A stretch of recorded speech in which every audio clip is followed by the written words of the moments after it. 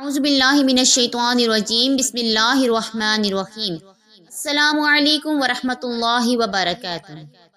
آج آپ کے لیے ایک بہت ہی بہترین وظیفہ اور بہت ہی مختصر وظیفہ لے کر آپ کی خدمت میں حاضر ہوئی ہوں۔ جو بندہ سانس روک کر اس کو پڑھ لے اس کا دل روشن ہو جاتا ہے، اس کے جذبے روشن ہو جاتے ہیں، اسے ولایت ملتی ہے، اسے روحانیت ملتی ہے، اسے برکت ملتی ہے، اسے خیر ملتی ہے۔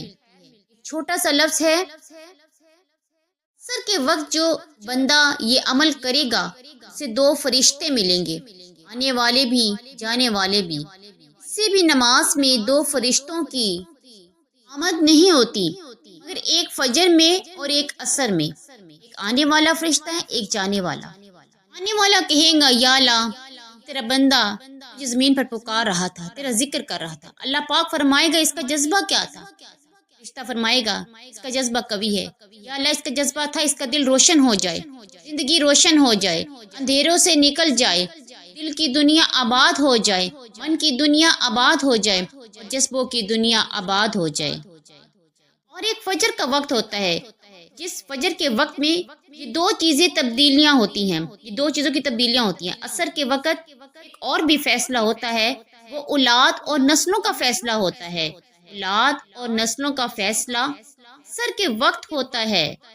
اس لیے فرمایا کہ جو بندہ عصر کے وقت یا رحمان یا رحمان یا رحمان پڑھے، جو بندہ عصر کے وقت 11 بار یا رحمان پڑھے گا، صرف 11 بار یا رحمان یا رحمان پڑھے گا عصر کے وقت، اللہ اس کی نسلوں کو آباد کرتا ہے۔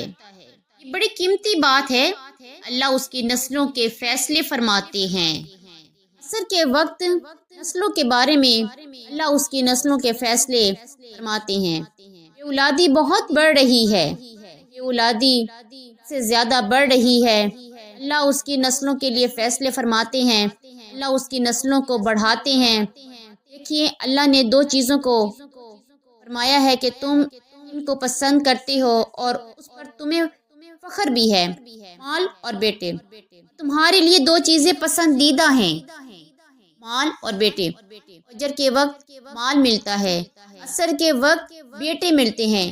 جو بے اولاد حضرات ہیں ان کو چاہیے کہ عصر کے وقت وظیفہ کریں اور بے اولادی ختم ہو جائے گی، اللہ تعالیٰ نیک اور صالح اولاد عطا فرمائیں گے۔ عصر کے وقت اللہ تعالیٰ سے اولاد کے لیے دعا مانگیں، اپنی اولاد کے لیے بہتر فیصلے کروائیں۔ عصر کے وقت تمام بندشیں ٹوٹ جاتی ہیں، کیونکہ عصر کا وقت اصل میں بہت ہی نازک ہے، اور یہ نماز بہت حساس نماز ہے، بہت ہی حساس نماز ہے۔ آپ اس نماز میں اپنی اولاد کے لیے دعا مانگ سکتے ہیں، اپنی اولاد کو اپنی نسلوں کے لیے فیصلے کروا سکتے ہیں، اپنی اولاد کے لیے اچھے فیصلے کروا سکتے ہیں، اپنی نسلوں کو بہتر بنا سکتے ہیں، ان کے لیے دعا کر سکتے ہیں۔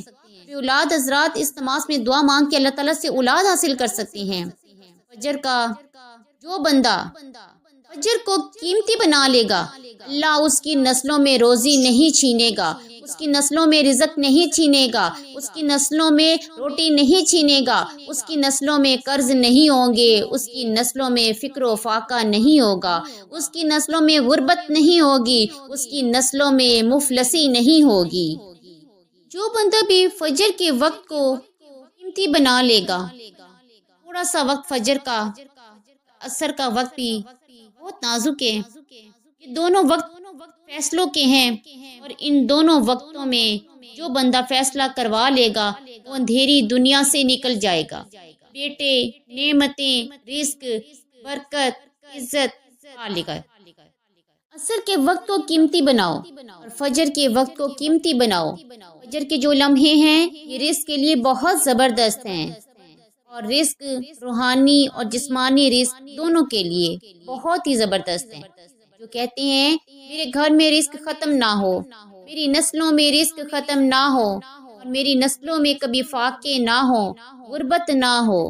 بڑے تنگ دست دیکھے، بڑے مالدار دیکھے، ایسے لوگ دیکھے جن کے پاس خزانے ہی خزانے تھے، لیکن فخر اور فاقے کی حالت میں جب لپیٹ میں آئے ہر چیز ختم ہو گئی، کیونکہ دینے والا جب دینے پر آتا ہے تو وہ ان گنت دیتا ہے۔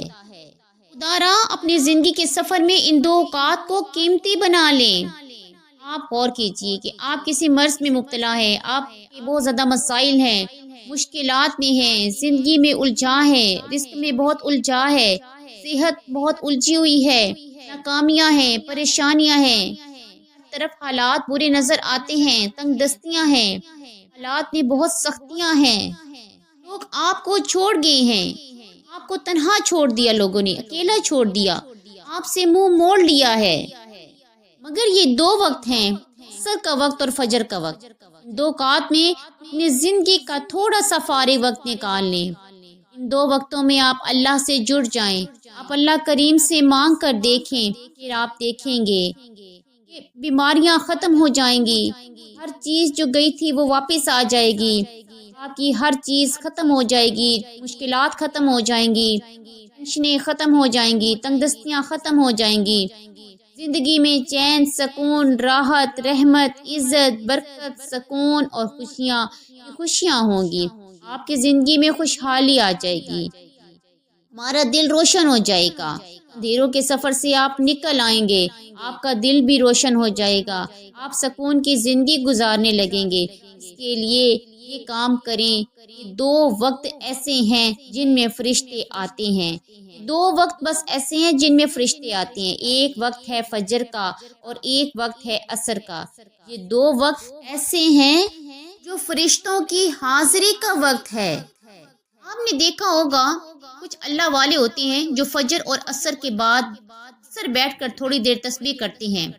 اس کی وجہ یہی ہے، یہ دو وقت ایسے ہیں جب حاضری میں فرشتوں کے ذریعے اللہ کے پاس کچھ پیغامات پہنچاتے ہیں، کہتے ہیں اللہ تیرا دوست بننا چاہتا ہوں، دل کی دنیا کو آباد کرنا چاہتا ہوں، ان جذبوں کو پاک کرنا چاہتا ہوں اور تیری محبت چاہتا ہوں، تیرا محبوب بندہ بننا چاہتا ہوں۔ تو آپ بھی فجر اور عصر کے بعد تھوڑا سا وقت نکال لیں، اس میں اللہ کریم سے دعا مانگیں اور اپنے لیے بہترین فیصلے کروائیں۔ تو چلتے ہیں وظیفے کی آغاز کی طرف کہ آپ نے وظیفے کو کس طریقے سے شروع کرنا ہے اور کس طرح کرنا ہے۔ سب سے پہلے آپ نے عصر کے وقت جو وظیفہ کرنا ہے، عصر کے وقت اولاد اور نسلوں کے فیصلے ہوتے ہیں، جو بے اولاد ہیں ان کے لیے یہ وقت بہت قیمتی وقت ہے، تو عصر کے وقت میں یہ وظیفہ کریں۔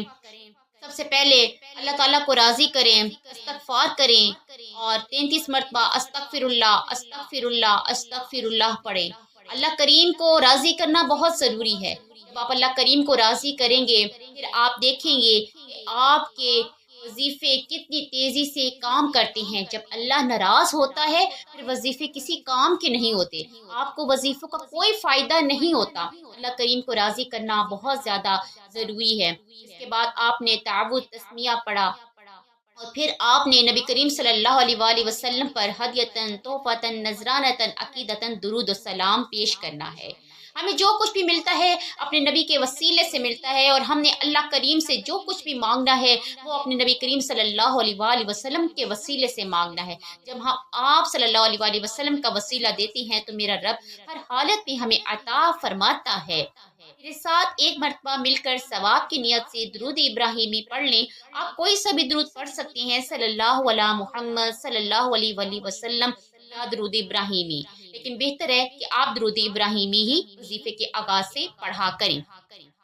ثواب کی نیت سے ایک مرتبہ پڑھ لیں اور پڑھ کے کومنٹ میں ڈن ضرور رائٹ کریں۔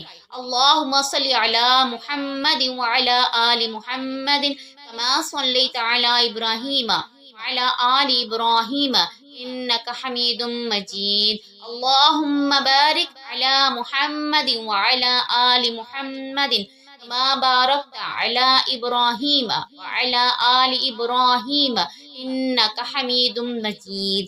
اس کے بعد آپ نے ہاتھوں کی انگلیوں پر یہ تسبیح کے دانے پر یہ اللہ کریم کا صفاتی نام ہے، اس کو آپ نے بہت ہی محبت کے ساتھ پڑھنا ہے۔ آپ نے سانس کو روک لینا ہے اور پھر آپ نے پڑھنا ہے یا رحمان یا رحمان یا رحمان۔ آپ نے اس کو صرف اور صرف 11 مرتبہ پڑھنا ہے۔ جیسے بندہ اللہ کریم کا نام پکارتا ہے یا رحمان، تو وہ اللہ کا محبوب بندہ بن جاتا ہے۔ اللہ کے قریب ہو جاتا ہے، پھر اللہ آپ کی ہر دعا کو سنتا ہے۔ اس کے بعد جو دوسرا وظیفہ کرنا ہے، آپ نے سورۃ کوثر پڑھنی ہے۔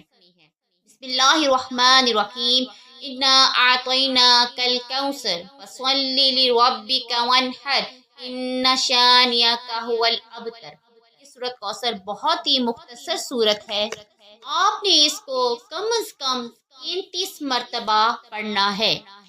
پڑھنے کے بعد آپ نے اللہ کریم سے اپنی اولاد کے لیے دعا مانگنی ہے۔ جو بھی اولاد ہیں انشاءاللہ اللہ تعالیٰ ان کو اولاد نرینہ عطا فرمائیں گے۔ آپ نے اولاد کے لیے دعا کرنی ہے، اور جن کی اولاد ہے وہ اپنی اولاد کے نیک ہونے کی دعا مانگیں، اپنی اولاد کی فرما برداری کے لیے دعا مانگیں۔ اللہ تعالیٰ ان کی اولاد کو نیک اور صالحہ بنائے گا، فرما بردار بنائے گا۔ جو بھی اولاد ہیں ان کو اللہ تعالیٰ اولاد نرینہ عطا فرمائے گا، کیونکہ یہ عصر کا وقت جو ہے یہ بیٹوں کا وقت ہے۔ اللہ تعالیٰ اس وقت میں بیٹے عطا فرماتا ہے۔ اللہ کریم سے اولاد کے لیے دعا مانگیں، اولاد کے اچھے نصیب کے لیے دعا مانگیں۔ پھر دوسرا وقت جو ہے فجر کا وقت تقسیم کا وقت ہوتا ہے۔ اس وقت دولت تقسیم ہوتی ہے، یہ اللہ کے نور کا وقت ہوتا ہے۔ صبح کا وقت بہت ہی خوبصورت وقت ہوتا ہے، اس وقت اللہ کی رحمتیں چما چم کر کے برس رہی ہوتی ہیں، اللہ کا نور برس رہا ہوتا ہے۔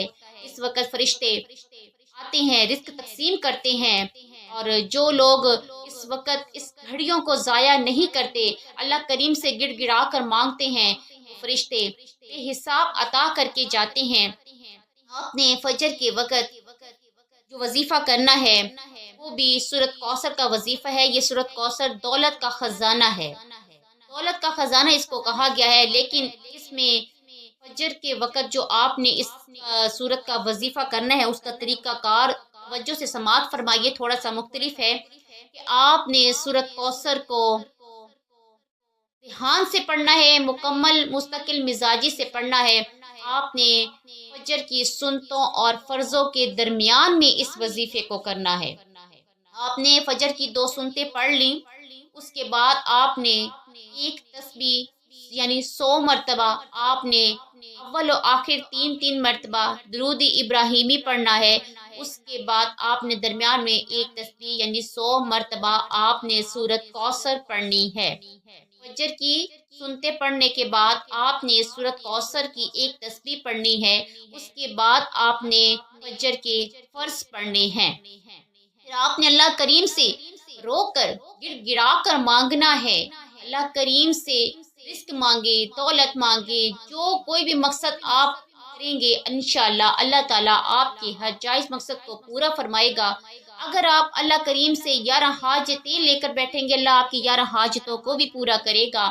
آپ یہ وظیفہ کریں گے انشاءاللہ آپ دیکھیں گے جیسے ہی آپ یہ وظیفہ کرنا شروع کریں گے، فرشتے آسمان سے آئیں گے، آپ کے گھر میں بوریاں رکھ کر لے جائیں گے۔ یہ وظیفہ کرنے سے آپ کے نصیب کے بند تالے کھول دیے جائیں گے، اور یہ وقت ویسے بھی تقسیم کا وقت ہے، روزی بانٹنے کا وقت ہے۔ فرشتے اس وقت روزی بانٹ رہے ہوتے ہیں۔ جب آپ وظیفہ کر کے اللہ سے گڑ گڑا کر مانگیں گے، پھر اللہ آپ کو انگنت عطا کرے گا، اللہ آپ کو چھپڑ پھاڑ کے عطا کرے گا۔